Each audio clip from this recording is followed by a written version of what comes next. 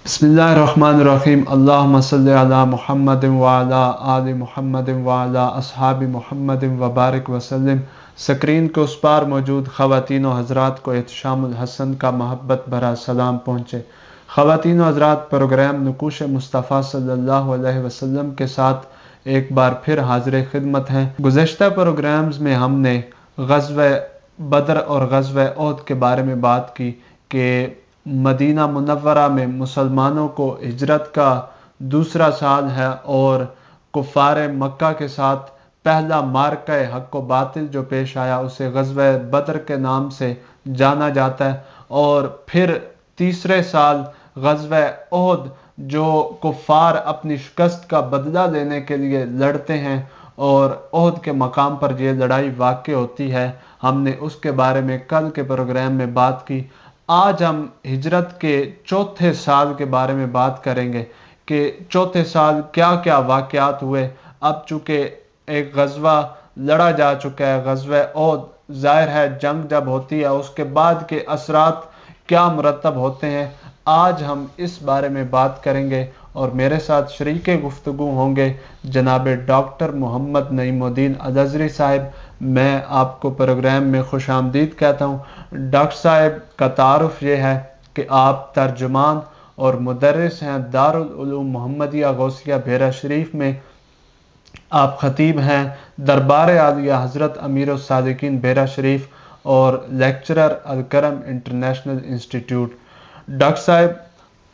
ये जो पहले 3 साल हैं हिजरत मदीना के, इनकी ज़रा तलख़ीस फरमा दीजिए कि इनमें क्या क्या वाक़यात और हालात पेश आए। बिस्मिल्लाहिर्रहमानिर्रहीम। सय्यदुना करीम सल्लल्लाहु अलैहि वसल्लम। हज़रात मोहतरम, जैसा कि अभी आपने सुना और बात सीरतुन नबी सल्लल्लाहु अलैहि वसल्लम की चलते चलते अब हिजरत के चौथे साल तक पहुंची है। ये 4 सने हिजरी है। लेकिन आज मैं ये बात शुरू करने से पहले ये भी अर्ज़ करना चाहूँगा कि अल्लाह के फ़ज़ल से यकम रमज़ान से जो हमने सफ़र शुरू किया था, आज हम रमज़ान के आखिरी अशरे में दाखिल हो रहे हैं और ये एक बड़ा खूबसूरत वक्त है। और रमज़ानुल मुबारक की वो आखिरी 10 रातें जब अल्लाह ताला की अताएँ अपनी हदों को छू रही होती हैं और उसका करम जो है वो बहुत ज़्यादा अपने बंदों के ऊपर बरस रहा होता है, ये वो अय्याम शुरू हो चुके हैं। और अल्लाह रब्बुल इज़्ज़त जो है वो इस्तिफ़ा फरमाता है, यानी इंतक़ा फरमाता है, वो चुनता है। जैसे अल्लाह ताला ने फरमाया कि हज़रत मरियम के बारे में, इन्नल्लाह अस्तफ़ा की व तहरा की वस्तफ़ा की अला निसाइल आलमीन, कि है मरियम, अल्लाह ताला ने तुझे सारी औरतों के ऊपर चुन लिया। इसी तरह अल्लाह ताला ने जो है वो हज़रत एक और नबी हैं उनके बारे में फरमाया, व अनख्तरतुका फस्तमिअ लिमा यूहा, कि हमने आपको चुन लिया, बस आप हमारी बात गौर से सुने। इसी तरह नबियों में से उलुल अज़म रसूलों को चुना, उलुल अज़म रसूलों में से मोहम्मद सल्लल्लाहु अलैहि वसल्लम को चुना। फिर हुजूर की उम्मत को सारी उम्मतों में से चुन लिया। फिर दिनों में से अल्लाह ताला ने ज़िलहज के जो अय्याम हैं उनको चुन लिया, और महीनों में से अल्लाह ताला ने रमज़ान के महीने को चुन लिया, और शहरों में से मक्का शहर जो है उसको चुन लिया, उम्मुल कुरा बना दिया। और रातों में से अल्लाह ताला ने लैलतुल कदर को और अशरुल अवाखिर को चुना है। तो ये चुनीदा अय्याम हैं, चुनीदा रातें हैं। और लैलतुल कदर जिसे नसीब होती है उसे 84 साल की मुसलसल इबादत का सवाब अल्लाह ताला अता फरमाता है। लैलतुल कद्र खैरुन मिन अल्फ शहर, जिसमें जिब्राइल अमीन, रूहुल अमीन और फरिश्ते नाजिल होते हैं। तो अब आए हम इस दुआ के साथ अशरुल अवाखिर में दाखिल हों कि या अल्लाह हम सब को लैलतुल कदर की बरक़ात अता फरमा और शब कदर में जाग के इबादत की तौफीक अता फरमा, बंदगी नसीब फरमा। और ये लैलतुल कदर और ये सारी बहारें भी हमें हुजूर सल्लल्लाहु अलैहि वसल्लम की सीरत की वजह से ही नसीब हुई, और ये भी सीरत का ही उन्वान है जी। अब अगर हम आपके उस सवाल की तरफ आएँ तो बिल्कुल जो इब्तदाई मदीना पाक के 3 साल हैं उसमें कुछ तो हमने पहले ज़िक्र किया कि हुजूर सल्लल्लाहु अलैहि वसल्लम ने आते ही रियासत की बुनियाद रखी, मुआख़ात हुई, मस्जिद नबवी की तामीर हुई, मस्जिद क़ुबा की तामीर हुई, एक सूक और मरकज़ी मार्केट जो है वो मुसलमानों की अलग से बनाई गई, तिजारत और मईशत के सामान को मजबूत किया गया। फिर अहकामात का नुज़ूल हुआ, रोज़े की फ़र्ज़ियत हुई, ज़कात की फ़र्ज़ियत हुई, पर्दे की फ़र्ज़ियत हुई। तो ये सारी जो लेजिस्लेशन और अहकामात हैं ये भी साथ साथ हो रहे हैं, साथ साथ मुसलम मुआशरा तश्कील पा रहा है। और मदीना पाक ترقی کی طرف گامزن ہے، لیکن ادھر سے پھر جنگوں کا سلسلہ بھی شروع ہو جاتا ہے، اور کفار جو ہے وہ یہاں بھی چین سے نہیں بیٹھنے دیتے، اور بدر کا مارکا حق و باطل بپا ہوتا ہے، اس میں اللہ تعالیٰ فتح مبین عطا کرتا ہے، پھر وہ اس کی شکست کا بدلہ لینے کے بہانے پھر آتے ہیں، اور احد کا وہ مارکا ہوتا ہے کہ جس میں صحابہ کرام کی شہادتیں بہت زیادہ ہوتی ہیں، اور وہ اس میں جو ہے وہ 70 کے قریب جو جلیل القدر صحابہ ہیں وہ شہید ہوتے ہیں، حضرت سید الشہداء حضرت امیر حمزہ شہید ہوتے ہیں، مصعب ابن عمیر رضی اللہ تعالیٰ عنہ شہید ہوتے ہیں، حضرت ابو دجانہ شہید ہوتے ہیں، حضرت جو ہے وہ عبداللہ ابن حرام اور دیگر بہت سے صحابہ، انس ابن نضر رضی اللہ تعالیٰ عنہ، سعد بن ربیع، اور بہت سے صحابہ جو ہیں قیمتی جانیں ان کی اللہ تعالیٰ کی بارگاہ میں پیش ہوتی ہیں، اور مسلمان غم سے نڈھال ہیں، اور سرکار دو عالم صلی اللہ علیہ وسلم خود آنسو بہا رہے ہیں، بڑا ہی کڑا وقت جو ہے وہ مسلمانوں پہ آ چکا ہے، تو یہاں تک سیرت کے احداث جو ہیں وہ پہنچ چکے۔ ماشاءاللہ ڈاکٹر صاحب، آپ نے بڑی خوبصورت تلخیص فرمائی کہ کس طرح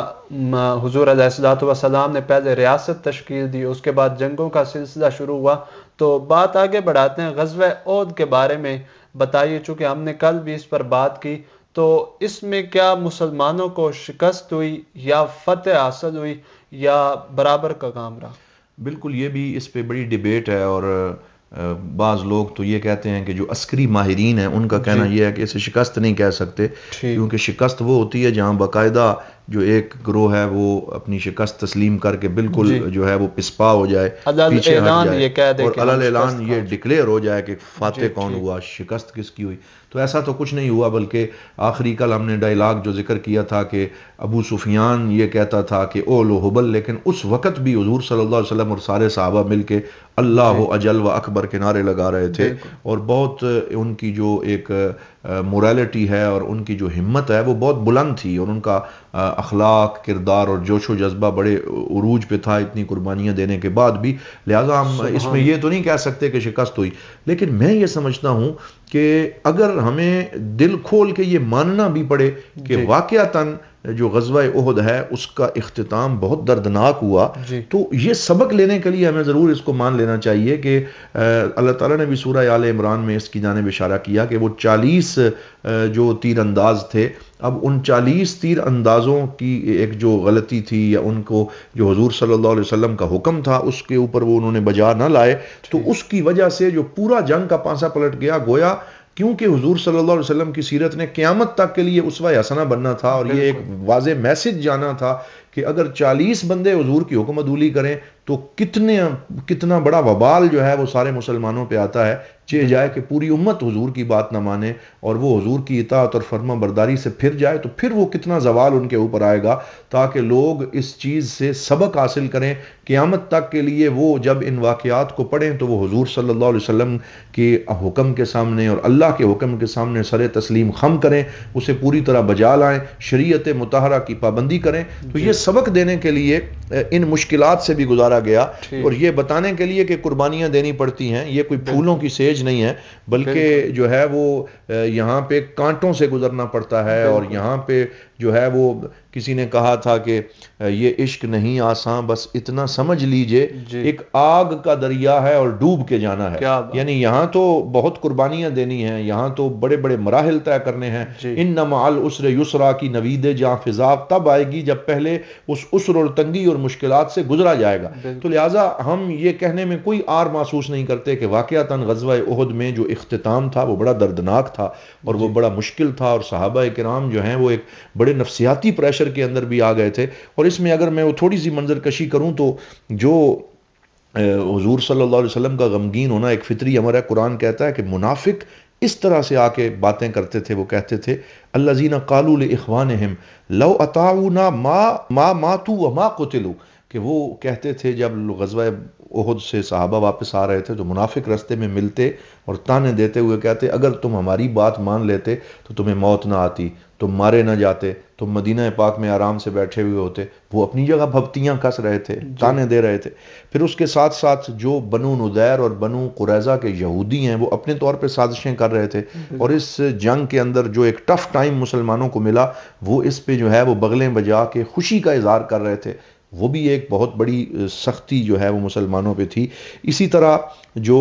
قریش ہے ان کو پھر سے ایک قوت مل گئی اور ان کا morale ہائی ہوا، اور بلکہ انہوں نے تو لٹرلی پھر ایک نئی جنگ کے بارے میں احد کے بعد سوچنا شروع کر دیا، اور ابو سفیان نے واپس جاتے ہی پلاننگ شروع کر دی کہ اب ہم پوری قوت سے پھر ایک دفعہ آئیں گے اور ہم نعوذ باللہ مدینے کی اینٹ سے اینٹ بجا دیں گے۔ تو ان کو بھی اپنا ایک ایج مل گیا اور ایک فائدہ ہو گیا۔ تو اس غزوہ احد کے بعد مشکلات بہت زیادہ بڑھ گئی تھی مسلمانوں کے لیے، اور کوئی کام اتنا آسان نہیں رہا گا۔ تو فکری مشکلات نے بھی جنم لیا۔ جو منافق ہیں وہ یہ بھی کہنے لگے کہ یہ جو شورا والا سلسلہ محمد عربی صلی اللہ علیہ وسلم نے شروع کیا، اس سے پہلے تو ہمارے ہاں اس طرح نہیں ہوتا تھا، بلکہ یہاں ون مین شو ہوتا تھا اور قبیلے کا سردار فیصلہ کرتا، وہ مشورے نہیں کرتا تھا۔ تو وہ کہنے لگے یہ جو تمہارے نبی نے مشورے زیادہ کیے ہیں نا، ان کی وجہ سے بھی یہ خرابی ہوئی، یعنی اس طرح کی باتیں کرنے لگے۔ نہ وہ مشورے کرتے، وہ اپنا فیصلہ سناتے اور مدینے کے اندر رہ کے دفاع کرتے تو اتنا نقصان نہ ہوتا۔ وہ اپنی جگہ یہ بات کر رہے تھے اور شبہات پیدا کر رہے تھے۔ کچھ لوگ یہ شبہ مسلمانوں اور صحابہ کے دل میں پیدا کرنے لگے کہ اللہ کا نبی تمہارے اندر موجود تھا تو پھر تمہیں یہ شکست کیوں ہوئی، پھر تمہارے اتنے لوگ کیوں مارے گئے، تو کیا اللہ کا نبی حق پہ نہیں ہے؟ تو اس طرح وہ ایک شبہ بھی پیدا کر رہے تھے۔ اس کے ساتھ ساتھ جو ہے وہ یہ بھی لوگ کہہ رہے تھے کہ بدر میں اگر تم کہتے ہو فرشتے اترے، اب فرشتے کیوں نہیں اترے؟ تو اس طریقے سے ہر جانب سے حملہ ہو رہا تھا۔ تو اللہ تعالیٰ نے سورہ آل عمران نازل فرمائی اور ان کے سارے شکوک و شبہات کا ازالہ کر دیا۔ ٹھیک ڈاکٹر صاحب، یہاں آپ نے مشکلات کا بھی ذکر فرمایا اور شبہات کا بھی ذکر فرمایا۔ یقیناً اس وقت مشکلات تو کافی آئی ہوں گی، کیونکہ جنگ جب بے نتیجہ ہو تو پھر مشکلات، اور پھر مسلمانوں کے چونکہ شہداء بھی زیادہ تھے تو مشکلات تو یقیناً آئیں، شبہات بھی پیدا ہوئے۔ تو اس کے بعد حضور علیہ الصلوۃ والسلام نے کیا منصوبہ بندی فرمائی؟ ہاں، وہ منصوبہ بندی ذکر کرنے سے پہلے اگر میں وہ سورہ آل عمران کی 2-3 آیات کا حوالہ دوں کہ قرآن پاک کس طریقے سے ساتھ ساتھ صحابہ کی تربیت فرماتا ہے۔ قرآن پورا ایک مدرسہ ہے، ایک انسٹیٹیوشن ہے۔ قرآن صحابہ کے دلوں میں اتر کے ان کا تزکیہ نفس ساتھ ساتھ کرتا ہے۔ تو جتنے شبہات ان کے دل میں پیدا ہو رہے تھے نا، ساتھ ساتھ مثلاً منافقین کا یہ شبہ کہ بھائی یہ مشورے کا نظام کیوں شروع کر دیا، مشورے ہم لوگ تو نہیں کیا کرتے، عرب میں ایسا کوئی رجحان نہیں تھا یہ۔ تو قرآن پاک نے آیت نازل کی وَشَاوِرْهُمْ فِي الْأَمْرِ، کہ جتنا مرضی نقصان ہو جائے اے میرے حبیب مکرم، آپ نے مشورے کو نہیں چھوڑنا، ہم نئے اصول دے رہے ہیں، یہ اسلام کے اصول ہیں جو اسلام عطا کر رہا ہے، اور ان کی جو افادیت ہے وہ وقت ثابت کرے گا کہ مشاورت کی کیا اہمیت۔ پھر جو ان کا یہ تھا کہ مصیبت بہت بڑی آ گئی تو قرآن پاک کی آیت نازل ہوئی اولما اصابتکم مصیبت قد اصبتم مثلیہا قلتم انا ھذا قل ھو من عند انفسکم، تو تمہارے اوپر یہ مصیبت آئی ہے اور تم میں سے کچھ لوگ کہہ رہے ہیں کہ اتنی مصیبت ہمارے اوپر کیوں آ گئی، قل ھو من عند انفسکم، یہ تمہاری اپنی غلطی کی وجہ سے آئی ہے، یہ تمہاری اپنی طرف سے کمزوری کی وجہ سے آئی ہے، وگرنہ تمہارے اوپر یہ امتحان نہ آتا۔ پھر یہ سوال کہ فرشتے کیوں نہیں اترے، تو اللہ تعالیٰ نے یہ آیت نازل فرمائی وما جعلہ اللہ الا بشرا لکم ولتطمئن بہ قلوبکم وما النصر الا من عند اللہ العزیز الحکیم، کہ ہم نے بدر میں تو تمہیں ایک خوشخبری دی تھی، لیکن فتح میں ہمیشہ فرشتے نہیں آتے، بلکہ انسان کے اپنے کردار اور انسان کی اپنی کوشش اور اس کی اپنی جو قوت ہے وہ بہت ضروری ہوتی ہے کہ تم اپنا پہلے کام پورا کرو، تم کوئی لوپ ہول نہ چھوڑو، تم اس کے اندر کوئی خلا نہ چھوڑو، تو اللہ تعالیٰ کی مدد آتی ہے، لیکن پہلے تمہیں بیدار رہنا پڑے گا اور تمہیں بہت زیادہ محنت۔ اسی طرح یعنی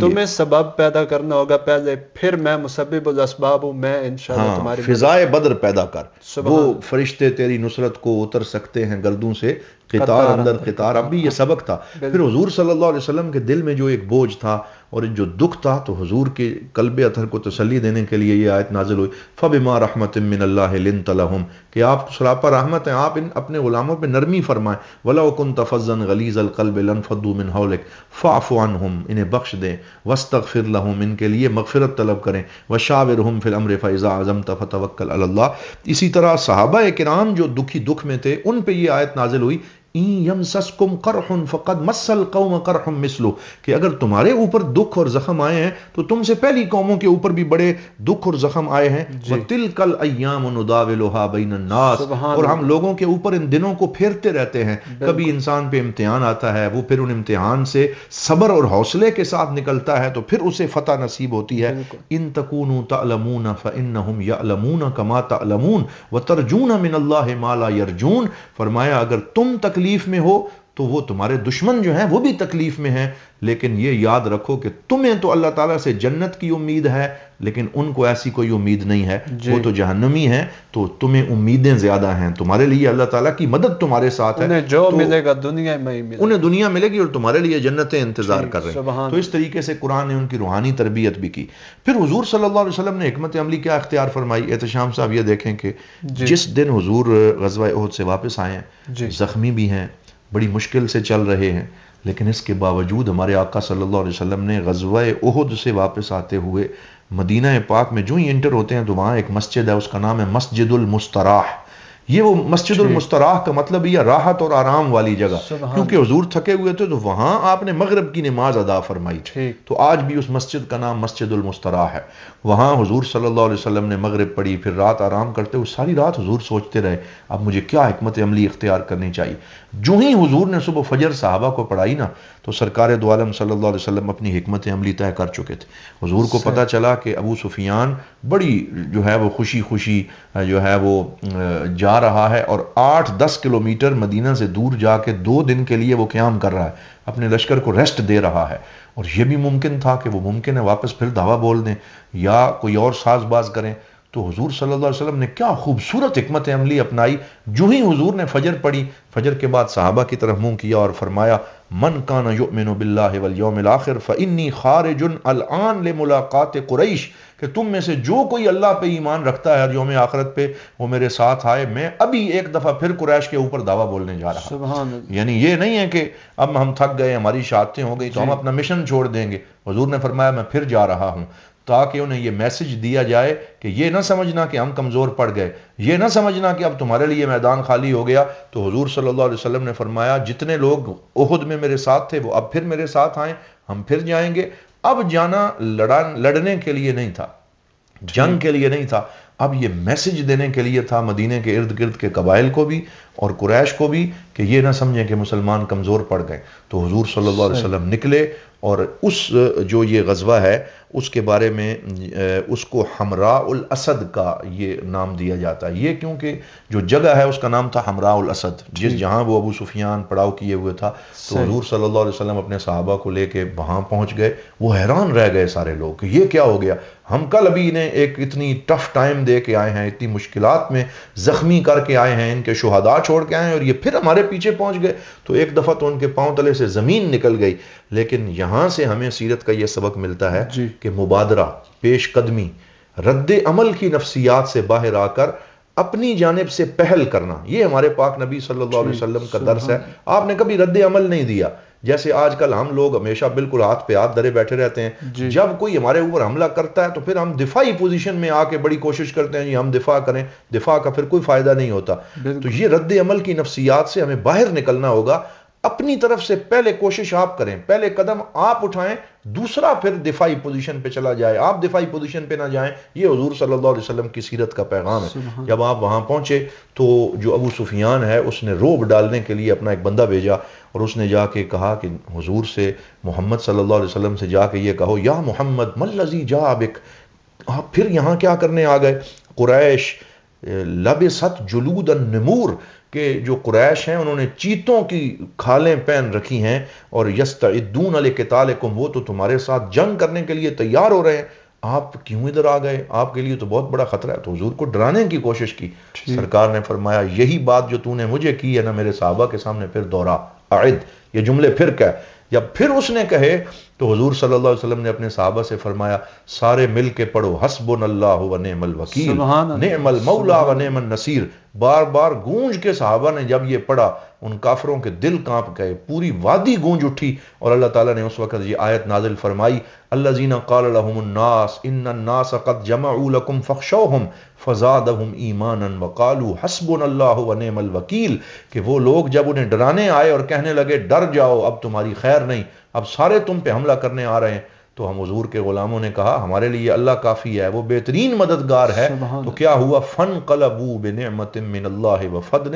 لم یمسسهم سوء، تو وہ پھر اللہ کی نعمت اور فضل سے یوں واپس لوٹے کہ انہیں کوئی تکلیف نہ ہوئی۔ تو ابو سفیان نے جب یہ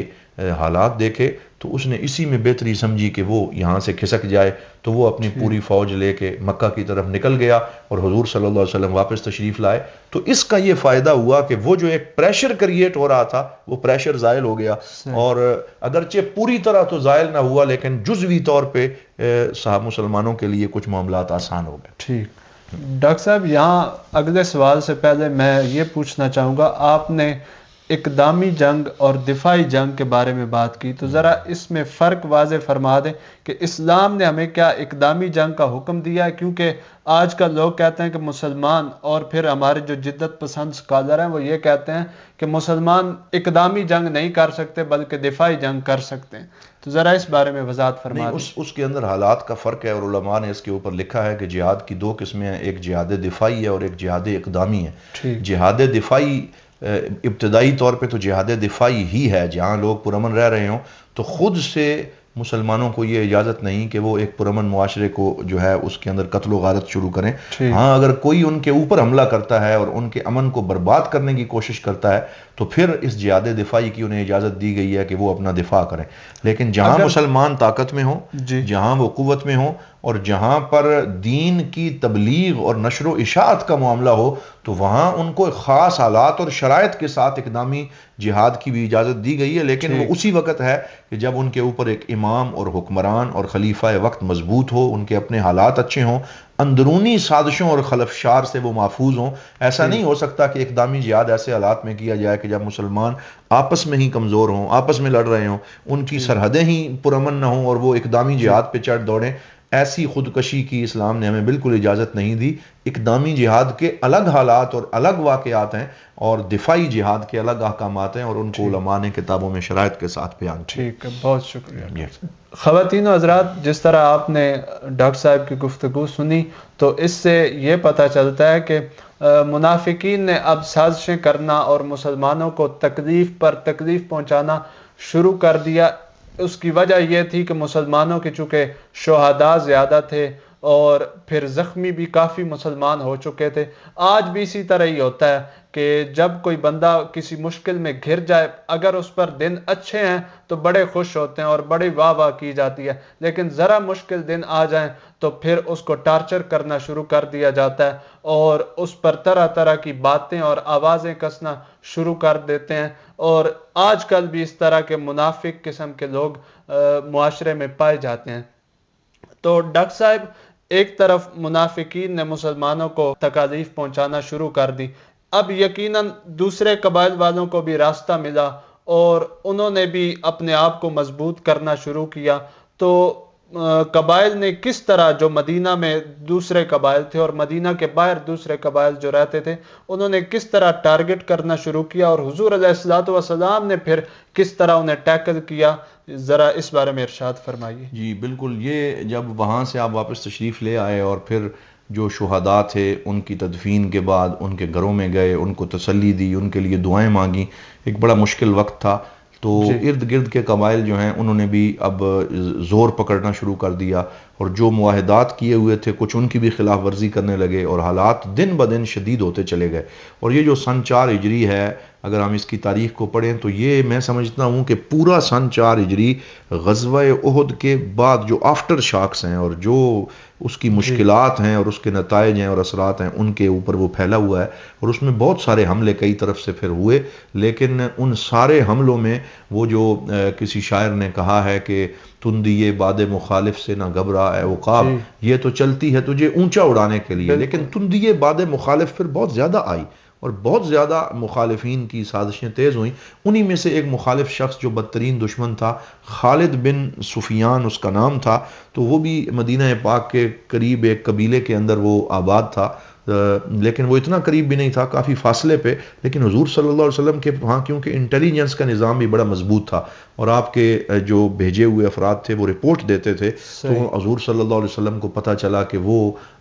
سازش کر رہا ہے اور ایک لشکر تیار کر رہا ہے اور مدینہ پاک پہ چڑھائی کا ارادہ رکھتا ہے، اور حضور صلی اللہ علیہ وسلم کو گزند پہنچا کے مدینہ پہ قبضہ کرنا چاہتا ہے۔ تو حضور صلی اللہ علیہ وآلہ وسلم نے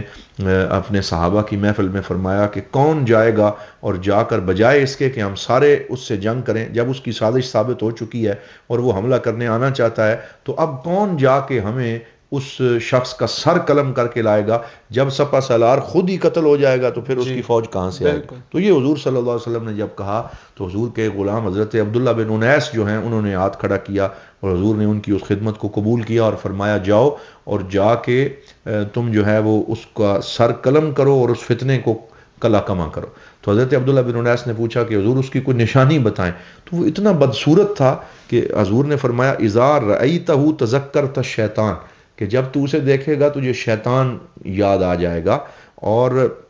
پھر یہ فرمایا وَسَتَجِدُ لِنَفْسِكَ قَشْعَرِيرَةً، اور تیرے اوپر اسے دیکھ کے ایک کپ کپی طاری ہوگی اس کی بدصورتی اور اس کا روب۔ یہ حضور نے نشانی بتائی۔ تو وہ جب گئے تو وہ دیکھا کہ واقعتاً ایک پوری جو ہے وہ تلواروں کو تیز کیا جا رہا ہے اور ایک لشکر کی تیاری ہے۔ تو آپ نے حضور سے پہلے ہی اجازت لے لی تھی کہ یا رسول اللہ جنگ میں سب کچھ جائز ہے، مجھے اگر اسلام کے خلاف بھی کچھ بولنا پڑا تو آپ مجھے اجازت دے دیں۔ تو حضور نے اجازت دے دی۔ تو یہ ایک حرب ہیلا جو ہے جنگ میں جائز۔ جو گئے تو کہنے لگ، پہلے ایک جذباتی تقریر کی کہ تم جس جنگ کے لیے جا رہے ہو میں بھی تمہارے ساتھ ہوں اور بہت بڑا فتنہ ہے، اس کی سرکوبی ضروری ہے، اور اس طریقے سے پہلے ان کو اپنا ہم خیال بنایا۔ تو وہ جو خالد بن سفیان تھا اس نے پوچھا کہ بھائی یہ کون بندہ ہے؟ تو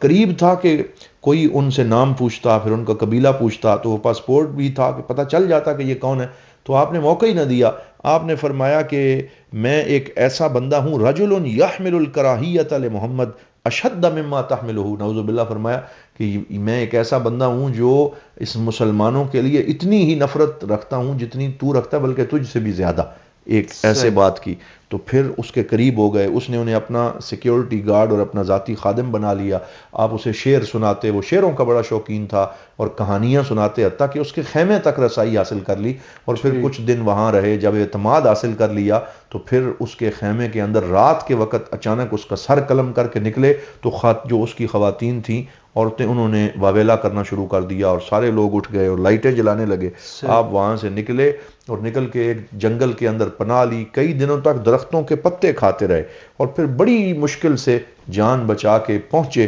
حضور نے انہیں آتے ہوئے دیکھا، فرمایا افلح الوجہ، کہ کیا تیرا چہرہ کامیابی والا چہرہ ہے؟ تو وہ کہنے لگے ابشر یا رسول اللہ، حضور آپ کو خوشخبری ہو، میں آپ کے اس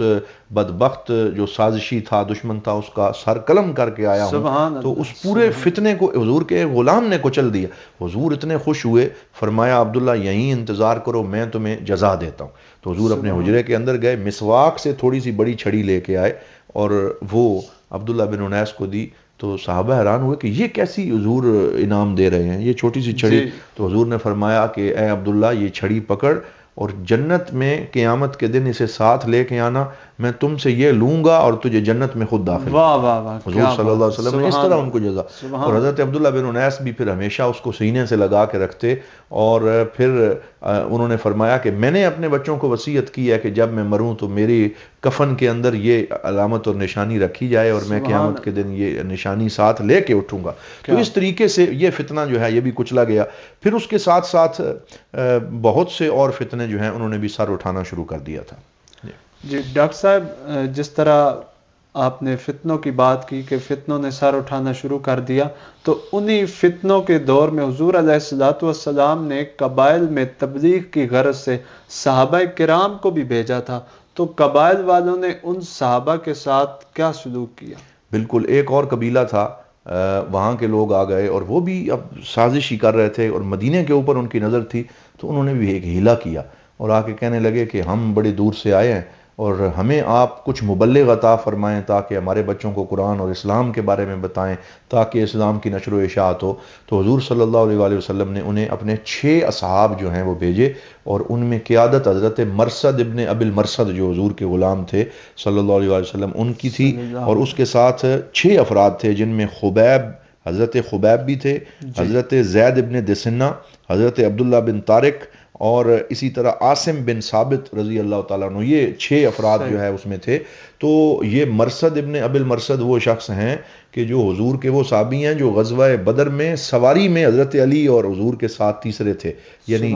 پہلے بھی ہم ان کا ذکر کر چکے ہیں۔ اور پھر یہ وہ ہیں کہ انہوں نے ہجرت مدینہ کے بعد اپنی یہ ڈیوٹی بنا رکھی تھی کہ یہ چھپ کے مکہ میں داخل ہوتے اور مکہ میں جو فقراء مسلمین رہ گئے تھے ان کو رات کی تاریکی میں نکال کے مدینہ پہنچانے کی کوشش کرتے. انہوں نے یعنی اپنا مال اس کے لیے وقف کیا ہوا تھا. مسلمان جہاں بھی رہتے تھے حضور علیہ الصلوۃ والسلام نے ان کا خیال رکھا اور مشنری تھے. مرثد ابن ابی المرثد, ان کا ایک بڑا مشہور واقعہ بھی ہے کہ ایک اناق نامی ایک خاتون تھی جو مکہ کے اندر برے کاموں کی وجہ سے مشہور تھی, جیسے چکلے ہوتے ہیں اور اس طریقے سے. تو جب یہ جاتے تھے تو راستے میں اس کا کہیں گھر تھا تو اس نے ان پہ نظر رکھنی شروع کر دی اور پھر اس نے ان کو دعوت دی, گناہ کی اور بڑا کوشش کی. تو انہوں نے کہا کہ میرے پاک نبی صلی اللہ علیہ وسلم نے ہمیں ایسی کسی چیز کی اجازت نہیں دی, اس لیے میں تیری باتوں میں نہیں آؤں گا. لیکن اس نے بھی اپنی کوششیں جاری رکھیں. تو پھر ایک دفعہ یہ حضور کے پاس آئے اور کہا کہ یا رسول اللہ اگر آپ اجازت دیں تو میں اس عورت سے شادی کر لوں. یہ جب آپ نے بات کی نا تو حضور صلی اللہ علیہ وسلم ابھی جواب نہیں دیا تھا تو قرآن کی یہ آیت نازل ہو گئی وَالزَّانِيَةُ لَا يَنْكِحُهَا إِلَّا زَانٍ أَوْ مُشْرِكٌ, کہ جو زانیہ خاتون ہے اس کے ساتھ نکاح صرف کوئی زانی یا مشرک ہی کر سکتا ہے, مومن اور مسلمان اس کے ساتھ نکاح نہ کرے. تو اس وقت حضور صلی اللہ علیہ وسلم نے فوراً ان کو منع نہیں کیا, بلکہ یہ تربیت تھی یہ بھی. آپ نے انہیں فرمایا کہ ان تابت و آمنت و رجعت فنحن سننتظر ونرا او کما قال, فرمایا کہ ہاں ابھی تم انتظار کرو, اگر اس نے توبہ کر لی, اگر وہ ایمان لے آئی, اگر اس نے اپنی اصلاح کر لی تو پھر ہم دیکھیں گے. تو اس طریقے سے حضرت مرثد جو ہیں وہ حضور صلی اللہ علیہ وسلم کی بات مان کے پیچھے ہٹ گئے اور اسلام کا ایک نیا حکم بھی بیان ہو گیا کہ وہ لوگ جو چاہتے ہیں نہیں جی ہم اس کو توبہ کروا لیں گے کوئی بات نہیں, اور جذبات میں آ کے ایسی کسی عورت سے شادی کر بیٹھتے ہیں یا اس کے قریب چلے جاتے ہیں, پھر وہ بھی بعض اوقات غلاظت کے اندر وہ چلے جاتے ہیں. تو حضور صلی اللہ علیہ وسلم نے یہ حکم بیان کر دیا کہ کبھی جذباتی ہو کے ایسی کوشش نہ کریں. ایسی کوشش تب کریں جب ادھر سے توبہ بھی ہو, ادھر سے گناہوں کی معافی بھی مانگی جائے اور پھر اصلاح کی وہاں پہ نیت بھی موجود ہو, تو پھر آپ ایسا کر سکتے ہیں, ورنہ آپ کو اس چیز کی اجازت نہیں ہے. مطلب وہ عورت اگر اپنے گناہوں سے یا وہ مرد اپنے گناہوں سے بالکل اچھی طرح توبہ کر دے, توبہ کرے, سچی توبہ کا نصوحہ کرے, بالکل, تو پھر اسلام نے اس بات کی اجازت دی ہے کہ ٹھیک ہے کوئی اگر اس طرح غلاظت سے گندگی سے باہر آنے کے لیے تیار ہے تو اس کا ہاتھ پکڑ کے اسے نکالو, لیکن اگر کوئی اب انہی گناہوں کے اوپر باقی رہ کے تمہارے ساتھ سیٹلمنٹ چاہتا ہے تو پھر اس کی اسلام ہمیں اجازت نہیں دیتا. تو یہ جو مرثد ابن ابی المرثد ہیں یہ بھی تھے اور 5 صحابہ اور بھی تھے. جب یہ وہاں پہنچے تو ان ظالموں نے بجائے, انہوں نے قرآن کیا پڑھنا تھا, وہ تو سازشی تھے, انہوں نے ان کو زنجیروں سے جکڑ دیا اور کہا کہ ہم تمہیں مکہ لے جائیں گے اور مکہ والوں کے ہاتھ تمہیں بیچیں گے, ان سے پیسے لیں گے اور انہیں کہیں گے کہ احد کا اپنا بدلہ جو ہے وہ ان سے لے لو. تو حضرت مرثد اور جو ان کے ساتھ 2 اور تھے صحابہ, انہوں نے جنگ کی اور انہوں نے کہا کہ تم ہمیں کسی اور کام سے لے کے آئے اور ہمارے ساتھ تم نے دھوکہ کیا ہے. تو جو ہی یہ بات کی, جنگ ہوئی, 3 صحابہ اس میں شہید ہو گئے. حضرت مرثد بھی شہید ہو گئے اور ان کے ساتھ ساتھ حضرت جو مرثد کے ساتھ مزید 3 صحابہ تھے وہ بھی شہید ہو گئے. لیکن حضرت خبیب, حضرت زید ابن دسنہ اور حضرت عبداللہ بن طارق جو ہیں وہ زندہ بچ گئے اور ان کو جو ہے اللہ تعالیٰ نے محفوظ رکھا. تو انہوں نے پھر ان باقی تینوں کے اوپر جب حملہ شروع کیا تو ان تینوں نے ہتھیار ڈال دیے اور کہا کہ چلو جان بچاتے ہیں, پھر آگے دیکھتے ہیں کہ کیا ہوگا. جب ہتھیار ڈالے اور انہوں نے کہا کہ ٹھیک ہے تم ہتھیار ڈالو تو پھر ہم تمہیں معاف کر دیں گے, انہوں نے پھر انہیں زنجیروں سے جکڑا اور زنجیروں سے جکڑ کے جب دوبارہ ان کو مارنے کی کوشش کی تو ان میں سے ایک حضرت عبداللہ بن طارق جو ہیں وہ پھر جوش سے اٹھے, وہ بیچارے بھی شہید ہو گئے. اب پیچھے جو ہے وہ یعنی جگہ جگہ کفار وعدہ خلافی کرتے رہے. پھر عاصم بن ثابت جو تھے ان کو بھی شہید کر دیا, صرف حضرت خبیب باقی بچ گئے. عاصم بن ثابت کو جب شہید کیا تو ان کے بارے میں ایک عورت انہی کے قبیلے کی جس کے بیٹوں کو حضرت عاصم بن ثابت نے احد کے اندر مارا تھا, اس نے قسم اٹھا رکھی تھی کہ اگر یہ مجھے مل گئے تو میں ان کا سر قلم کر کے کھوپڑی خالی کر کے اس کے اندر شراب پیوں گی, نعوذ باللہ. تو انہوں نے جب ان کے سر کو کاٹنے کی کوشش کی تو اللہ تعالیٰ نے ان کی کیسے حفاظت فرمائی کہ شہد کی مکھیوں کا پورا ایک گروہ بھیج دیا, وہ ان کے سر کے ارد گرد منڈلانے لگا کہ کوئی ان کے قریب نہ آ سکے. تو وہ کہنے لگے کہ چلو ابھی ہم تھوڑا ویٹ کرتے ہیں, شام تک جب یہ شہد کی مکھیاں چلی جائیں گی تو پھر ہم ان کا سر کاٹیں گے. اللہ کا کرنا یہ ہوا کہ مغرب کے وقت تیز بارش آئی اور اتنی بارش آئی کہ اس علاقے میں سیلابی کیفیت بن گئی, اور اس سیلابی کیفیت میں اللہ تعالیٰ نے حضرت عاصم بن ثابت جو ہیں ان کی لاش کو سیلاب کے اس پانی کے اندر ہی ان کی نظروں سے غائب کر دیا. دیا، اور یہ آیت نازل ہوئی کہ ان اللہ یدافع عن الذین آمنوا، کہ اللہ تعالیٰ ایمان والوں کا دفاع فرماتا ہے اور ان کو ان ظالموں کے شکنجے سے بچاتا ہے۔ اب حضرت خبیب جو ہیں ان کو ان ظالموں نے باندھ کے مکہ لے گئے، اور مکہ جا کے وہاں پہ جو ہے وہ ان کو رکھا، تو وہاں پر صفوان بن امیہ جو تھا اس نے بھی ان میں سے ایک بندے کو، صفوان بن امیہ بدبخت جو ہے اس نے شہید کیا، اور اس نے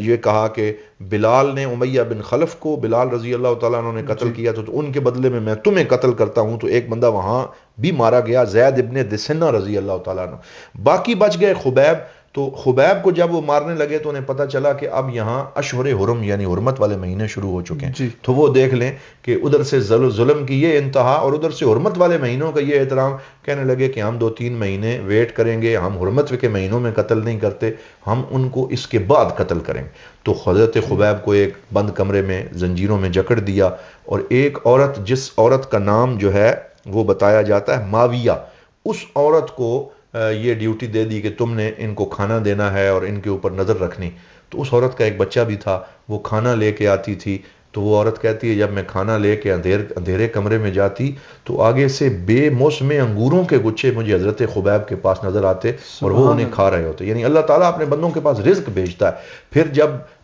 حرمت کے مہینے ختم ہو گئے اور پتہ چلا کہ اب انہیں شہید کیا جائے گا، تو حضرت خبیب نے اس سے ایک وہ جسے استرا کہتے ہیں، یا جس کو ایک ایسی چیز جس کے ساتھ حجامت کی جاتی ہے، وہ مانگی کہ مجھے دو تاکہ میں اپنے ناخن کاٹ لوں، اپنے بال ٹھیک کر لوں اور میں اللہ کی بارگاہ میں حاضری کے لیے تیار ہو جاؤں اور میں تیار ہو کے شہادت پاؤں۔ تو اس نے وہ دے دیا، تو آپ اس کے ساتھ اپنے ناخن تراش رہے تھے، اپنے بال سیٹ کر رہے تھے، تو اس کا بیٹا مانوس ہو گیا تھا حضرت خبیب کے ساتھ، وہ آ کے گود میں بیٹھ گیا۔ تو ماویہ وہ عورت اندر داخل ہوئی، اس نے دیکھا کہ ایک ہاتھ میں ان کے وہ خنجر نما استرا ہے اور اس کا بیٹا گود میں بیٹھا ہوا ہے، تو وہ ڈر گئی اور اس نے سمجھا کہ اب میرا بیٹا شاید یہ قتل ہو جائے۔ تو حضرت خبیب نے کیا خوبصورت کہا، اتخافین ان اقتلہ، کیا تو ڈرتی ہے کہ میں تیرے بیٹے کو قتل کروں گا؟ ما کان لی ان افعل ذالک وانا من اصحاب محمد، کہ میں حضور کا صحابی ہوں اور سرکار نے ہمیں بچوں پہ ہتھیار اٹھانے کا اجازت نہیں دی، اس لیے تو جو ہے وہ مطمئن رہ۔ تو اس طریقے سے یہ اخلاق دیکھ کے وہ عورت جو ڈیوٹی پہ مامور تھی بعد میں وہ مسلمان ہو گئی اور وہ بھی حضور صلی اللہ علیہ وسلم کے غلاموں میں شامل ہو گئی۔ پھر آپ کو وہاں سے زنجیروں میں جکڑ کے تنعیم کے مقام پہ لے جایا گیا، جہاں آج بھی حاجی احرام باندھتے ہیں، وہ میقات ہے، اور اس جگہ پہ ان ظالموں نے کھجور کے تنوں کے ساتھ آپ کو باندھا اور پھر آپ کو تیر مار کے آپ کو وہ جو ہے وہ شہید کرنے کا ارادہ کرنے لگے۔ ابو سفیان آگے بڑھا اور اس نے تھوڑی دیر تیر رکوائے اور خبیب سے کہنے لگا، حضرت خبیب رضی اللہ تعالیٰ عنہ، اتحب ان تکون فی بیتک ویکون محمد فی مکانک الان، کہ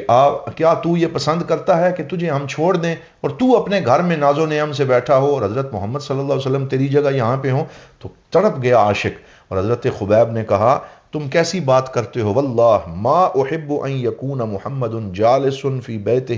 وتصیبہ شوکۃ، کہا میں تو یہ بھی پسند نہیں کرتا کہ حضور اپنے گھر میں ہوں اور آپ کے پاؤں میں کانٹا چبھ جائے اور میں زندہ رہوں، میں تو اتنا بھی برداشت نہیں کر سکتا، میں اپنے نبی سے محبت کرتا ہوں۔ تو وہ حیران رہ گئے۔ پھر ان ابو سفیان نے کہا مرنے سے پہلے کوئی آخری خواہش ہے تو بتاؤ۔ تو حضرت خبیب نے کہا 2 نفل میں پڑھنا چاہتا ہوں۔ تو کہتے ہیں کہ اول من سن رکعتین قبل الموت، کہ پھانسی سے یا موت سے پہلے 2 رکعت پڑھنے کا سب سے پہلے سلسلہ حضرت خبیب نے شروع کیا۔ تو انہوں نے 2 رکعتیں پڑھی لیکن بہت جلدی پڑھی، جلدی ختم کی۔ حضرت سیدنا خبیب جو ہے وہ آپ کی یہ محبت ہے کہ آپ نے اس وقت جو ہے وہ اشعار پڑھے، اور وہ اشعار کیا تھے؟ آپ نے پڑھا لست ابالی حین اقتل مسلما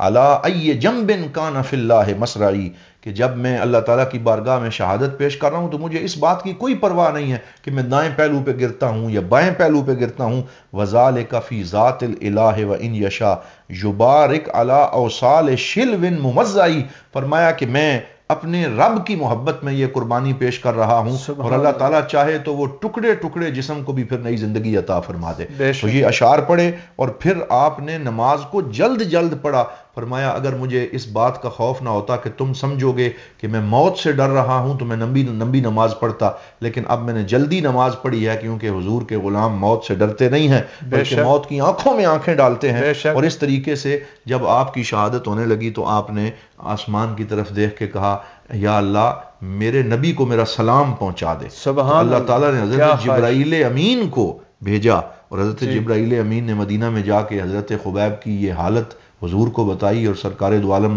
روئے اور اپنے غلام کے لیے دعا فرمائی، اور آپ کو پتہ چلا کہ اس طریقے سے یہ ظلم کیا گیا ہے۔ اللہ اکبر۔ مٹا دے اپنی ہستی کو اگر کچھ مرتبہ چاہیے کہ دانہ خاک میں مل کر گل و گلزار بنتا ہے۔ خواتین و حضرات، حضرت خبیب رضی اللہ تعالیٰ عنہ، اللہ تعالیٰ ان کے مرکز انور پر کروڑوں رحمتوں کا نزول فرمائے۔ ان کی شہادت سے، ان کی حضور علیہ الصلوۃ والسلام سے محبت اور عشق سے ہمیں یہ پتہ چلتا ہے کہ ایک عاشق صادق کو یہی زیب دیتا ہے کہ وہ حضور علیہ الصلوۃ والسلام کے دین کی خاطر، حضور علیہ الصلوۃ والسلام کی خاطر اپنی جان کو لٹا دے، اپنے مقام کو حضور علیہ الصلوۃ والسلام پر قربان کر دے۔ ڈاکٹر صاحب بات آگے بڑھاتے ہیں۔ قبائل کا آپ نے ذکر فرمایا کہ قبائل نے کس طرح صحابہ کرام کے ساتھ عہد شکنی کی، اور حضور علیہ الصلوۃ والسلام نے جہاں جہاں مبلغین بھیجے ان کو شہید کر دیا گیا۔ تو یہاں نجد کے قبیلے نے کیا سلوک کیا مسلمانوں کے ساتھ؟ جی بالکل، جس طرح یہ لوگ آئے تھے نا کہ ہمیں آپ مبلغ دے دیں، اسی طرح کچھ لوگ قبائل نجد سے آئے تھے، اور انہوں نے یہی آ کے ایک سازش کی اور کہنے لگے کہ ہمیں بھی کچھ اصحاب دیں، ایک پورا قافلہ بھیجیں تاکہ ہمارے پاس دین کی ترویج ہو۔ تو حضور صلی اللہ علیہ وآلہ وسلم اللہ کے حکم سے آپ نہ نہیں کرتے تھے جب کوئی اسلام کے اوپر، لیکن حضور کو یہ ڈر تھا کہ شاید ان کے ساتھ بھی کوئی برا سلوک ہو۔ لیکن بہرحال سرکار دو عالم صلی اللہ علیہ وسلم نے ایک اچھی نیت سے 70 اصحاب اپنے جو ہیں ان کا قافلہ روانہ کیا قبائل نجد کی طرف، اور اس کی جو قیادت ہے وہ منذر بن عمرو جو ہیں ان کے پاس تھی، اور حرام ابن ملحان حضور صلی اللہ علیہ وسلم کے جلیل القدر صحابی قاری قرآن، ایک بڑا جن کا مقام ہے، وہ بھی ساتھ تھے، ان کے کنبے کے کچھ افراد بھی ساتھ تھے۔ یہ 70 صحابہ جب وہاں پہنچے تو حضرت حرام ابن ملحان نے ایک بندے کو ساتھ لیا اور باقی جو 70 تھے ان کو وہیں ایک جگہ پہ ٹھہرایا، اور کہا میں پہلے ان کے قبیلے کے سردار کے پاس جاتا ہوں، میں اس کو بتاتا ہوں کہ ہم آ گئے ہیں، تم نے ہمیں منگوایا تھا، اب ہم یہاں دین کی ترویج و اشاعت کی کوشش کریں گے۔ حضرت حرام ابن ملحان ان کا جو سردار تھا طفیل بن مالک، اس کے سامنے گئے اور وہاں جا کے اجازت لے کے بات شروع کی، اور جب دین کے بارے میں اور اپنا پورا تعارف کروانے لگے تو اس بدبخت نے اپنے جلاد جس کا نام جبار تھا اس کو اشارہ کیا، تو آپ تو اس کی طرف منہ کر کے بات کر رہے تھے، وہ پیچھے سے آیا اور اس نے آ کے برچھی ان کی کمر میں ماری جو سینے تک پیوست ہو گئی، اور حضرت حرام ابن ملحان بجائے اس کے کہ چیخ مارتے، بجائے اس کے کہ روتے، آپ کے منہ سے جو جملہ نکلا وہ یہ تھا فزت برب الکعبہ، کہ رب کعبہ کی قسم میں کامیاب ہو گیا۔ یہ جملہ کہا فزت برب الکعبہ، رب کعبہ کی قسم میری شہادت قبول ہو گئی، میں کامیاب ہو گیا، اور اس طریقے سے اپنی شہادت اور قربانی پیش کی۔ یہ ہیں صحابہ کرام کی وہ قربانیاں کہ جن کو سلام عقیدت اور محبت پیش کرنا چاہیے۔ اور وہ جو جبار تھا، وہ جو جس شخص نے برچھی ماری تھی وہ تھا، اور وہاں تو سارے کافر تھے۔ حضور صلی اللہ علیہ وسلم کو یہ خبر کیسے پہنچی؟ وہی برچھی مارنے والا شخص، اس نے جب یہ لفظ سنے نا فزت برب الکعبہ کہ میں کامیاب ہو گیا، مجھے جنت مل گئی، تو وہ ڈھونڈتا ڈھونڈتا جو ہے وہ حضور صلی اللہ علیہ وسلم کی بارگاہ میں پہنچا، اور اس ایک جملے سے دل بدل گیا، اور اس نے کہا یہ جنت کی بات کرتا تھا، اور حضور کو ان 70 اصحاب کا قصہ سنایا اور کہا کہ یا رسول اللہ یہ جنت کیا ہے؟ تو حضور نے جب یہ ساری باتیں بتائیں تو وہی برچھی مارنے والا شخص مسلمان ہوا اور حضور کا صحابی بنا۔ لیکن ظلم کتنا بڑا ہوا کہ پہلے حضرت حرام بن ملحان جو ہیں ان کو شہید کیا گیا، پھر وہ جو باقی 70 افراد تھے ان کو پتہ چلا تو وہ بچانے اور دوڑے کہ ان بدلہ لینے کے لیے جنگ ہوئی، اور اس جنگ میں 69 افراد وہ سارے کے سارے شہید ہو گئے، اور ایک بندہ جس کا نام عمر تھا، وہ عمر ابن امیہ، وہ کہیں باہر گئے ہوئے تھے اپنے کسی کام سے، وہ واپس آئے تو انہوں نے پرندے میں منڈلاتے ہوئے دیکھے اپنے ٹھکانے پر، تو وہ سمجھ گئے کہ کوئی گڑبڑ ہے۔ جب آگے آئے تو وہ کشت و خون میں نہائے ہوئے حضور کے صحابی لاشیں کٹے پھٹے وہاں پہ پڑے تھے اور سارے کے سارے جو ہیں وہ اپنی جان دے چکے تھے. تو حضور صلی اللہ علیہ وسلم کو جب یہ بات پتہ چلی انا للہ و انا الیہ راجعون، تو 1 مہینے تک حضور صلی اللہ علیہ وسلم ہر نماز کے بعد ان ظالموں کے لیے بد دعا فرماتے رہے. اور حالانکہ حضور سراپا رحمت تھے لیکن آپ کو اتنا دکھ تھا، آپ اللہ رب العزت کی بارگاہ میں یہ فرماتے اللہم اقتلہم عددا، یا اللہ ان کو چن چن کے قتل کر اور ان کو وحسہم بددا، اور یا اللہ ان کو شمار کر کے ان کو تہہ تیغ اور تہس نہس کر دے جنہوں نے میرے صحابہ کے ساتھ یہ سلوک کیا. لیکن حضور صلی اللہ علیہ وسلم ابھی اس پوزیشن میں نہ تھے کہ مکہ اور کفار سے بھی اور قریش سے بھی جنگ ہو اور پھر آپ اپنی کچھ فوجیں ادھر ادھر بھی بھیج سکیں. ابھی وہ قوت اور پوزیشن نہ تھی کہ آپ فوری بدلہ لے سکیں. لیکن اس وقت حضور دعا کا اہتمام فرماتے، روتے، انہیں یاد کرتے. یہ قربانی بھی حضور صلی اللہ علیہ وسلم کے ان صحابہ نے پیش کی. 1 مہینے تک جب حضور یہ دعا کرتے رہے تو کیا آیت نازل ہوئی؟ لیس لک من الامر شیئا لیس لک من الامر شیء او یتوب علیہم او یعذبہم فانہم ظالمون، کہ اے میرے حبیب آپ کا کام ہے دعا کرنا، اب باقی یہ اللہ تعالیٰ کی مرضی ہے. اللہ چاہے تو ان میں سے کسی کو توبہ کی توفیق دے، اللہ تعالیٰ چاہے تو ان کو عذاب میں مبتلا کرے. فَإِنَّهُمْ ظَالِمُونَ، بے شک انہوں نے بہت بڑا ظلم کیا ہے. لیکن یہ حساب لینا یہ اللہ تعالیٰ کا معاملہ ہے، آپ اپنے اس معاشرے کی تشکیل میں آگے جو ہے وہ کوشش کرتے رہیں. تو یہ بھی ایک بہت بڑا ظلم جو ہے ان کے ساتھ ہوا. ٹھیک ڈاکٹر صاحب، یقیناً یہ واقعات جو ہجرت کے 4تھے سال رونما ہوئے، غزوہ احد کے بعد پے در پے مسلمانوں کی شہادتیں اور بڑا مشکل اور کٹھن دور حضور علیہ السلام نے یہ دیکھا. تو اب دوسری طرف مدینہ میں جو قبیلہ رہتا ہے بنو نذیر، یہودیوں کا قبیلہ ہے، یہودی جس طرح آج بھی سازشیں کرنے سے نہیں کتراتے اور مسلمانوں کے خلاف طرح طرح کی سازشیں بنتے رہتے ہیں، تو یقیناً اس ٹائم بھی انہوں نے سازشیں تو کی ہوگی. ذرا وہ سازشیں بے نقاب فرمائیے. بالکل، یہ وہی لوگ ہیں جو آج فلسطین میں مسلمان بچوں کو چن چن کے قتل کر رہے ہیں جی. اور قتل و غارت کا بازار گرم ہے، نسل کشی اور جینوسائیڈ جاری ہے. یہی وہ یہود تھے جن کے 2 بڑے قبائل بنو نذیر اور بنو قریظہ آباد تھے. تو ان دونوں نے حضور صلی اللہ علیہ وسلم کے ساتھ معاہدہ سائن کر رکھا تھا، اور اس میں یہ تھا کہ ہم جو ہے اگر کوئی آدمی ظلماً قتل ہوگا تو اس کی دیت ادا کرنی پڑی تو سارے مل کے اس دیت کی رقم دیں گے جتنے اس معاہدے میں شامل ہیں. تو ایک دیت کا اسی طرح کا مسئلہ تھا، کوئی ناحق قتل ہوا تھا اور بنو نذیر اپنے حصے کی رقم دیت والی نہیں دے رہے تھے. تو حضور صلی اللہ علیہ وسلم حضرت سیدنا ابو بکر صدیق اور اپنے کچھ غلاموں کے ساتھ بنو نذیر والوں سے بات کرنے گئے کہ تم اس دیت کی رقم کیوں نہیں دے رہے، یہ دو. تو انہوں نے حضور صلی اللہ علیہ وسلم سے کہنے لگے یا ابو القاسم، حضور کی کنیت سے مخاطب کیا کہ آپ آرام سے بیٹھیں، ہم آپ کو پیسے دیتے ہیں اور وہ دیت جو ہے جس کی ہے اس تک ہم پہنچاتے ہیں.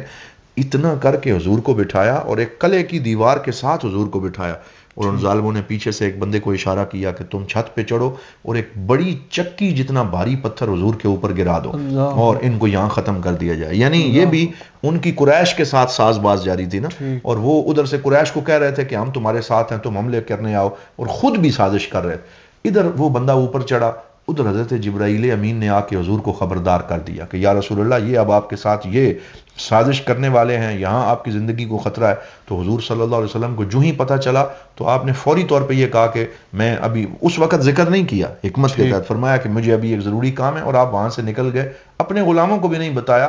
گھر جا کے حضرت ابو بکر اور عمر کو بتایا کہ جبرائیل امین نے آ کے مجھے یہ بتایا، وہ یہ سازش کر رہے تھے. اور پھر ان کے کچھ خطوط پکڑے گئے جو وہ قریش کی طرف بھیجتے تھے اور ایک ساز باز جاری تھی. جب وہ ایویڈنس بھی مل گئے تو حضور صلی اللہ علیہ وسلم نے پھر بنو نذیر کے ساتھ بات کی کہ ہم نے میثاق مدینہ جو سائن کیا تھا جس میں یہ شکیں موجود تھیں کہ تم کسی دشمن کے ساتھ ہمارے خلاف سازش نہیں کرو گے، تمہاری سازش پکڑی گئی، تم نے مجھے مارنے کی کوشش کی، تو اب تم جو ہے اخرجوا من بلدی لا تساکنوا فیہا، اب تم اس مدینے سے نکل جاؤ کیونکہ تم نے معاہدے کی خلاف ورزی کی، اب تم یہاں نہیں رہ سکتے. اور پھر حضور نے فرمایا کہ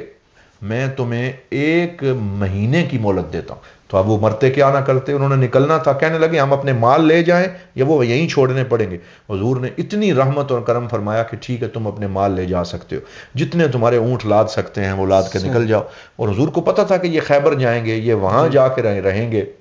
حضور نے اجازت دے دی.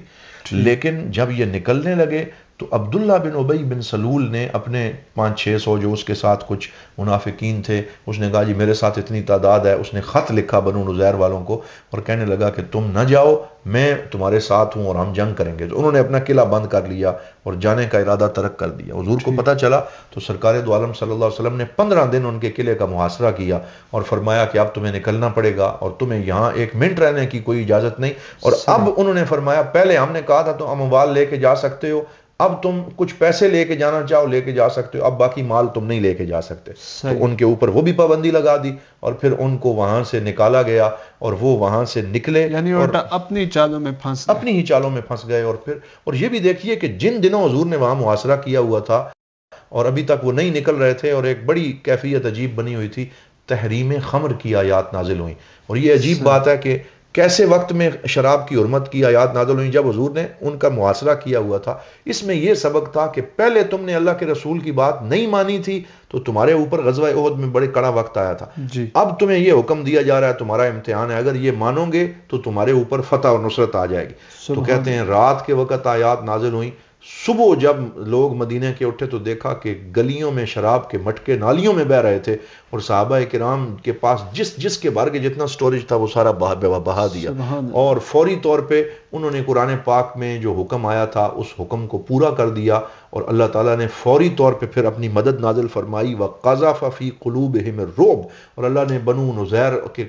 کے دلوں میں رعب مسلمانوں کا ڈال دیا اور وہ فوری طور پہ وہاں سے نکل گئے، اور اس طریقے سے ایک بہت بڑے یہود کی سازشی عناصر سے مدینہ پاک کے ماحول کو نجات مل گئی۔ ڈاکٹر صاحب آپ نے سازشوں کا ذکر فرمایا کہ کس طرح بنو نذیر اور بنو قریظہ 2 یہودی قبیلے جو مدینہ میں رہتے تھے انہوں نے سازشیں کی، پھر حضور علیہ الصلوۃ والسلام نے ان کی سازشوں کا قلع کما فرمایا، اور پھر یہاں ہی حرمت شراب کی آیات کا نزول ہوتا ہے اور مسلمانوں کو اللہ تعالیٰ نے ایک نیا حکم جاری فرما کے گویا یہ بتا دیا کہ اب تمہیں اتباع رسول کرنا پڑے گی، اور پھر یہ بھی ایک امتحان تھا اور مسلمانوں کو اس امتحان سے گزارا گیا۔ اللہ تعالیٰ دراصل دیکھنا یہ چاہتا تھا کہ اب مسلمان کیا حضور علیہ الصلوۃ والسلام کے حکم کی فرما برداری کرتے ہیں یا پھر حکم عدولی کرتے ہیں۔ تو یقیناً مسلمانوں نے فرما برداری کا مظاہرہ کیا اور اللہ تعالیٰ نے پھر اپنی مدد بھی شامل حال فرمائی۔ تو ڈاکٹر صاحب ان سازشوں کے بعد غزوہ ذات الرقاع کا ذکر ملتا ہے، تو اس کے اسباب کیا تھے؟ انہی دنوں میں جب یہ ساری سازشیں ہوئیں اور ایک ایک کر کے حضور صلی اللہ علیہ وسلم نے ان کی ان سازشوں کو ناکام کیا، بہت سے صحابہ کی شہادتیں بھی ہوئیں اور دکھ مدینہ پاک میں صحابہ کرام کے دلوں پہ آیا اور حضور صلی اللہ علیہ وسلم کو پریشان کیا گیا۔ تو سرکار دو عالم نے ایک غزوے کے لیے پھر ارادہ فرمایا، کیونکہ ذات الرقاع نامی کچھ قبائل تھے تو وہاں پہ بھی پتہ چلا کہ وہ بھی سازش کر رہے ہیں اور ایک لشکر تیار کر رہے ہیں، اگرچہ وہ اتنے مضبوط لوگ نہیں تھے، کمزور قبائل تھے، لیکن اس کے باوجود حضور صلی اللہ علیہ وسلم نے 700 صحابہ کا لشکر تیار فرمایا، خود حضور تشریف لے گئے اور آپ نے ایک طویل سفر کیا، اور یہ 300 کلومیٹر کا سفر تھا جو ذات الرقاع تک حضور نے فرمایا۔ اور اس سفر میں 6 بندوں کے لیے ایک سواری تھی، یعنی بدر میں تو 3 بندوں کے لیے ایک سواری تھی، اب یہاں 6 بندوں کے لیے ایک سواری تھی، اور 300 کلومیٹر کا سفر تھا۔ اور صحابہ کرام فرماتے ہیں کہ ادھر 150 کلومیٹر، ادھر 300 ادھر زیادہ مشکل تھی، موسم سخت تھا، پتھریلی زمین تھی، تمزقت النعال، ہمارے جوتے جو ہیں وہ سارے بالکل پھٹ گئے، وَنَقْطَعُ مِنْ ثِيَابِنَا وَنَرْبَتْ عَلَىٰ أَقْدَامِنَا، کہ ہم اپنے کپڑے پھاڑ پھاڑ کے اپنے پاؤں پہ باندھتے تھا تاکہ ہمارے پاؤں کے زخم ٹھیک ہو جائیں۔ اس طریقے سے ہم نے وہ سفر کیا، لیکن حضور کے جانے کا وہاں کیا فائدہ ہوا؟ تفرقت القبائل، کہ وہ سارے قبائل جو جمع ہو رہے تھے وہ اس خوف سے بکھر گئے کہ مسلمانوں کا لشکر آ گیا۔ وہ سازش تو ناکام ہو گئی، لیکن اس میں صحابہ کرام کو جو جسمانی تھکن، جو زخم آئے، جو ان کے پاؤں کے اندر جو ہے وہ ورم آ گئے اور بہت سی تکلیفیں آئیں، لیکن اس کے باوجود حضور صلی اللہ علیہ وسلم نے واضح طور پہ یہ میسج دیا، ہمیں جتنی قربانیاں دینی پڑی، ہمیں جتنی مشکل سہنی پڑی، ہم اسلام کے مشن سے، کلمہ توحید سے، لا الہ الا اللہ کے ابلاغ سے پیچھے نہیں ہٹیں گے، اور ہم ہر جو ہے وہ قیمت پہ تمام تر قربانیاں دے کے اللہ تعالیٰ کے کلمے کو بلند کریں گے اور اللہ تعالیٰ کا جھنڈا سر بلند رہے گا، تو حضور صلی اللہ علیہ وسلم نے اتنی بڑے نقصانات ہونے کے باوجود غزوہ ذات الرقاع میں پھر خود سفر کیا، اور اس سے بھی مسلمانوں کے رعب و دبدبہ اور ان کے وقار میں مزید اضافہ ہوا، اور قبائل کو پتہ چلا کہ یہ مسلمان جو ہیں اپنے مشن سے چین سے بیٹھنے والے نہیں ہیں۔ اب یہاں سے جب واپس آ رہے تھے تو راستے میں صلاۃ الخوف کے احکامات بھی نازل ہوئے۔ دیکھیں کہ نماز کی کیا اہمیت ہے کہ حضور واپس تشریف لا رہے ہیں اور ایک جگہ پہ رکے ہیں، تو یہ ڈر بھی ہے کہ دشمن کہیں حملہ نہ کر دے، تو حضور نے صلاۃ الخوف پڑھائی۔ اور صلاۃ الخوف کیا ہے کہ حضور صلی اللہ علیہ وسلم خود قبلہ رو ہو کے کھڑے ہو گئے، آدھے صحابہ حضور کے ساتھ نماز میں ہیں اور آدھے صحابہ جو ہیں وہ پیچھے دشمن کی طرف جہاں سے ڈر ہے منہ کر کے دوسری طرف کھڑے ہیں، اور 2 رکعتیں صحابہ حضور کے ساتھ پڑھتے ہیں۔ جب حضور التحیات بیٹھتے ہیں تو وہ صحابہ جنہوں نے حضور کے ساتھ 2 رکعتیں پڑھی ہیں وہ اٹھ کے واپس چلے جاتے ہیں، اور جو وہاں کھڑے تھے وہ پیچھے آ کے حضور صلی اللہ علیہ وسلم کے پیچھے تیسری اور چوتھی رکعت ادا کرتے ہیں۔ اور اس طریقے سے یہ صلاۃ الخوف جو ہے یہ پڑھنے کا حکم وہاں پہ نازل ہوا، اور یہ آیات نازل ہوئیں کہ فَإِذَا كُنْتَ فِيهِمْ فَأَقَمْتَ لَهُمُ الصَّلَاةَ فَلْتَقُمْ طَائِفَةٌ مِّنْهُمْ فَلْيُصَلُّوا مَعَكَ فَإِذَا سَجَدُوا فَلْيَكُونُوا مِنْ وَرَائِهِمْ۔ تو یہ پورے کے پورے احکامات جو اس کے ہیں صلاۃ الخوف کے، یہ بھی نازل ہوئے۔ انہی دنوں میں جب وہاں پہ قافلے نے پڑاؤ کیا ہوا تھا تو حضور نے حضرت عمار بن یاسر اور حضرت عباد جو حضور کے صحابی دونوں تھے ان کی ڈیوٹی لگائی کہ تم نے آج ہم آرام کریں گے اور تم نے پہرا دینا ہے۔ تو انہوں نے آپس میں طے کر لیا کہ تھوڑی دیر میں آرام کروں گا، تھوڑی دیر تم آرام کرنا۔ تو حضرت عمار بن یاسر آرام کر رہے تھے، حضرت عباد اکیلے پہرا دے رہے تھے، تو ان کو دل ہوا کہ میں نوافل پڑھوں، تو انہوں نے بھی نفل نیت لیے اور اس میں انہوں نے سورہ کہف پڑھنی شروع کر دی، اور ایک عجیب کہف میں وہ چلے گئے، اور جب سورہ کہف پڑھ رہے تھے پیچھے سے ایک دشمن آیا اور اس نے ایک تیر چلایا، وہ آپ کے بازو میں پہ لگا، تو آپ کو سورہ کہف کی تلاوت کا اتنا لطف آ رہا تھا کہ آپ نے نماز توڑنے کے بجائے وہ تیر پھینکا اور نماز جاری رکھی۔ پھر دوسرا تیر آ کے ان کے بازو میں لگا، وہ پھر بھی پڑھتے رہے۔ جب تیسرا تیر لگا تو وہ کہنے لگے کہ میں پھر بھی سورہ کہف کی تلاوت ختم نہیں کرنا چاہ رہا تھا، لیکن مجھے مسلمانوں کا خیال آیا کہ میری ڈیوٹی یہاں یہ ہے کہ میں مسلمانوں کی حفاظت کے لیے مامور ہوں، تو فوراً نماز سے نکل کے حضرت عمار کو جگایا۔ انہوں نے کہا تم نے مجھے پہلے کیوں نہیں جگایا؟ کہنے لگے مجھے سورہ کہف کی عبادت اور تلاوت کا بڑا لطف آ رہا تھا، تو میں چاہتا تھا میں اسے مکمل کروں۔ دونوں اٹھے، پھر ان دشمنوں کو بگایا، اور پھر اس طریقے سے وہ جو ہے وہ مسلمانوں کی حفاظت کی۔ انہی دنوں یہ واقعہ بھی پیش آیا کہ حضور بھی درخت کے نیچے آرام کر رہے تھے، تو ایک کافر تلوار لے کے سر کے اوپر پہنچ گیا، تو اچانک حضور کی آنکھ کھلی تو کہنے لگا کہ یا محمد من ينقذك مني الآن، کہ اب کون آپ کو میرے ہاتھوں سے بچائے گا، اب تو موت آپ کے سر پہ منڈلا رہی۔ تو حضور صلی اللہ علیہ وآلہ وسلم نے ارشاد فرمایا میرا رب مجھے بچائے گا۔ اللہ جب کہا اتنا روب اس پہ طاری ہوا کہ تلوار اس کے ہاتھوں سے گر گئی، تو حضور نے وہی تلوار اس کی گردن پہ رکھی، فرمایا اب تم بتاؤ کہ تمہیں کون بچائے گا؟ تو وہ کہنے لگا آپ کریم ہیں، مجھ سے غلطی ہو گئی، مجھے معاف کر دے۔ تو حضور صلی اللہ علیہ وسلم نے فرمایا کہ کیا تم کلمہ پڑھتے ہو؟ تو اس وقت تو کہنے لگا کہ ابھی میں کلمہ نہیں پڑھتا۔ تو آپ نے فرمایا چلو اگر کلمہ نہیں پڑھتے تو کم از کم اتنا کرنا کہ دشمن کے ساتھ مل کے ہمارے اوپر حملہ نہ کرنا۔ تو کہنے لگا یہ میں وعدہ کرتا ہوں، میں دشمن کے ساتھ کبھی آپ پہ حملہ کرنے نہیں آؤں گا۔ تو حضور نے اسے چھوڑ دیا۔ تو اس طریقے سے حضور صلی اللہ علیہ وآلہ وسلم جو ہیں وہ آپ دین کا ابلاغ فرماتے تھے اور کبھی اپنی جان کا خوف نہیں کرتے تھے۔ اس میں آخری بات میں یہ کروں گا کہ پھر جب ذات الرقاع سے واپس آ رہے تھے، بالکل مدینہ کی سرحد پہ تھے، تو حضور نے پیچھے مڑ کے دیکھا، بڑا پیارا واقعہ ہے، حضرت جابر بن عبداللہ کی سواری پیچھے رہ گئی تھی۔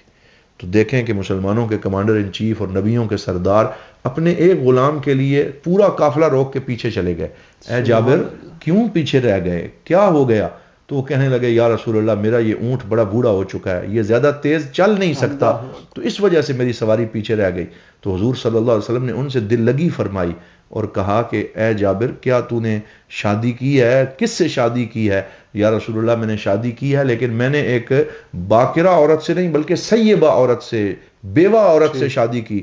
تو حضور نے فرمایا اے جابر جوان عورت سے شادی کیوں نہیں کی تاکہ تیری زندگی زیادہ اچھی ہوتی، تجھے زیادہ وہ تیرا خیال رکھتی۔ کہنے لگے کہ غزوہ احد میں میرے والد حضرت عبداللہ بن حرام شہید ہو گئے تھے اور 9 بیٹیاں پیچھے چھوڑ کے گئے، میں ان 9 بیٹیوں اور اپنی بہنوں کی کفالت کرنی ہے، اس لیے میں نے ایک بڑی عمر کی خاتون سے شادی کی ہے تاکہ وہ ان کا خیال رکھ سکے. کیا تو حضور صلی اللہ علیہ وسلم نے حضرت جابر سے فرمایا، اے جابر اب جب تم جاؤ گے 1 مہینے کے بعد ہم واپس آ رہے ہیں، ہم رات کو مدینے کے باہر پڑاؤ کریں گے تاکہ تیری بیوی کو پتہ چلے، وَتُعِدُّ لَكَ النَّمَارِقَ، تاکہ وہ تیرے لیے قالین بچھائے، تیاری کرے، تاکہ اچانک تو اپنے زوجہ کے پاس نہ پہنچے، وہ تیار ہو جائے اور وہ اچھی طرح تیرا استقبال کر سکے. حضرت جابر مسکرا کے کہنے لگے، یا رسول اللہ ہمارے پاس نمارق اور قالین نہیں ہے، میں تو بڑا غریب آدمی ہوں، میرے گھر میں اس بیچاری نے کیا تیاری کرنی. تو حضور کو پتہ چل گیا کہ یہ بیچارہ مادی مشکلات کا شکار ہے، حضور کا صحابی ہے، غلام ہے. تو سرکار نے فرمایا، یہ اپنا اونٹ کتنے میں تم مجھے بیچو گے؟ میں یہ خریدنا چاہتا ہوں. یا رسول اللہ یہ آپ کیا کریں گے؟ یہ آپ کے کام کا تو نہیں، مجھے ضرورت ہے، میں لینا چاہتا ہوں، تاکہ ان کی عزت نفس بھی مجروح نہ ہو اور ان کی مالی مدد بھی ہو جائے. تو وہ اونٹ کی اس وقت تقریباً قیمت 300 درہم تھی. تو حضور صلی اللہ علیہ وآلہ وسلم نے ان سے فرمایا کہ کتنے میں بیچو گے؟ یا رسول اللہ جتنے آپ عطا فرمائیں، میں تمہیں 1 درہم دوں گا. تو وہ کہنے لگا، یا رسول اللہ پھر تو اذن تب خسونی حقی، پھر تو میرا حق بھی مجھے پورا نہیں ملے گا، میں تمہیں 2 درہم دے دوں گا. تو حضور نے ان سے دل لگی فرمائی. تو وہ کہنے لگا، یا رسول اللہ جتنے آپ دیں، جب میں مدینے پہنچوں گا تو میں یہ اونٹ آپ کو پیش کر دوں. جو ہی مدینہ پہنچے تو حضرت جابر نے وہ اونٹ حضور کے دروازے کے سامنے باندھ دیا اور خود خاموشی سے گھر چلے گئے. حضور گھر سے باہر نکلے، حضرت ابو ہریرہ سے پوچھا، یہ اونٹ کس کا ہے؟ یا رسول اللہ یہ جابر بن عبداللہ کا ہے، وہ یہاں باندھ گئے. تو حضور نے اونٹ بھی دیا اور بہت سے پیسے جو کہ اس اونٹ کی قیمت سے بہت زیادہ تھے وہ عطا فرمائے. اے ابو ہریرہ جاؤ، میرے غلام جابر کا اونٹ بھی واپس کر آؤ اور میری طرف سے یہ پیسے بھی تحفے میں اسے دے. اس طریقے سے حضور نے ان کے اوپر کرم نوازی فرمائی. اور یہ سارے وہ واقعات ہیں جو نبوت کے 4تھے سال میں ہم نے ان میں سے بنیادی واقعات پیش کیے ہیں. ویسے تو ہر لمحہ پتہ نہیں کتنے واقعات ہوتے ہوں گے، کتنے جلوے نازل ہوتے ہوں گے، اور وہ تو اہل دل اور اہل نظر اور حضور صلی اللہ علیہ وآلہ وسلم کی قرب میں بیٹھنے والے زیادہ بہتر طریقے سے جانتے ہیں. لیکن یہ وہ واقعات ہیں جو سیرت میں مرکزی ہمیں ملتے ہیں، جو ہم نے بیان کیے. خواتین و حضرات، آپ نے جانا کہ ہجرت کے 4تھے سال مسلمانوں کو کتنی مشکلات کا سامنا کرنا پڑا. وہ صرف اس وجہ سے کہ جنگ میں چھوٹی سی غلطی، جس طرح ہم کہتے ہیں نا کہ کیچ گیا میچ گیا، اسی طرح جنگ میں بھی چھوٹی سی غلطی سے ایک بڑی مصیبت آ سکتی ہے. تو مسلمانوں نے اتنی مشکلات کا سامنا کیا اور پھر اللہ تعالیٰ کی مدد بھی آن پہنچی اور حالات بدلے بھی صحیح، لیکن یقیناً ایک غلطی انسان کو کافی مشکل کا اس کے لیے سبب بن سکتی ہے. تو خواتین و حضرات، رمضان المبارک کا یہ آخری عشرہ شروع ہو چکا ہے، جسے جہنم سے نجات کا عشرہ بھی عشرہ نجات بھی کہا جاتا ہے. اور اسی میں اللہ رب العزت نے قرآن پاک بھی نازل فرمایا، ارشاد فرمایا کہ شہر رمضان الذی انزل فیہ القرآن. تو یقیناً مسلمان خواتین اور مسلمان مرد اب اپنی نماز اور روزوں کی عبادات کو آگے بڑھاتے ہوئے اب اعتکاف کی عبادت سے بھی لطف اندوز ہو رہے ہوں گے. تو میں گزارش کروں گا کہ آپ ہمارے لیے، میرے لیے، ڈاکٹر صاحب کے لیے اور ہماری پوری ٹیم کے لیے دعا بھی کیجئے گا اور ہمیں اپنی محبتوں میں یاد رکھیے گا. اسی کے ساتھ ہی آپ سے اجازت چاہیں گے. والسلام علیکم ورحمۃ اللہ وبرکاتہ.